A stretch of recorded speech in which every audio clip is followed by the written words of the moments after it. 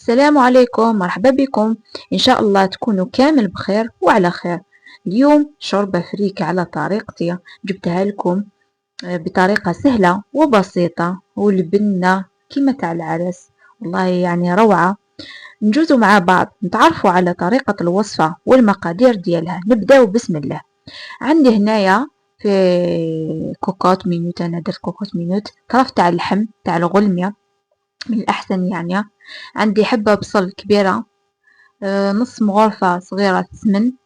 عندي هنا درت 3 مغارف زيت على حسب، يعني إلا حبيتو الشوربة تاعكم يكون عندها الوجه ولا حبيتو تنقصوا.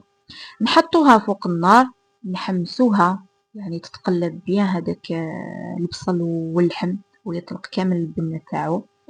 هنا ضفت حبة زرودية ونص وحبة صغيرة ولا 2 حبات كيما حبيتو. كاين اللي يضيفو تاني القرعة ولا كورجيت، يعني حنا ما نحبوهاش بالكورجيت. هنا ضفت فلفل كحل، قزبر مرحي وراس الحانوت وعود قرفة صغير ولا نص عود، فلفل عكري نص مغرفة. فوالا ضفت طماطيش تاع العلب ولا طماطم مصبرة، ملح.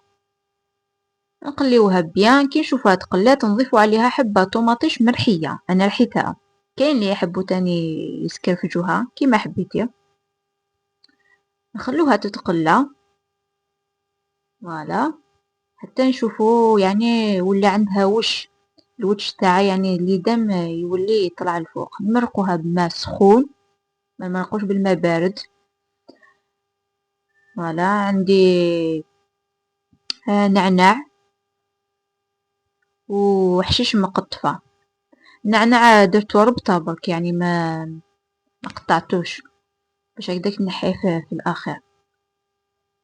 فوالا نغلقوا عليها لا كوكوت، خليها تطيب على حسب طرف اللحم لا كبار ولا صغار.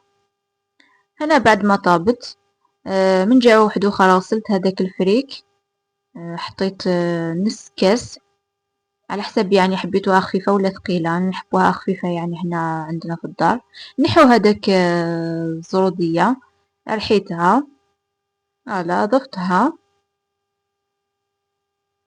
ضفت قرن فلفل حار.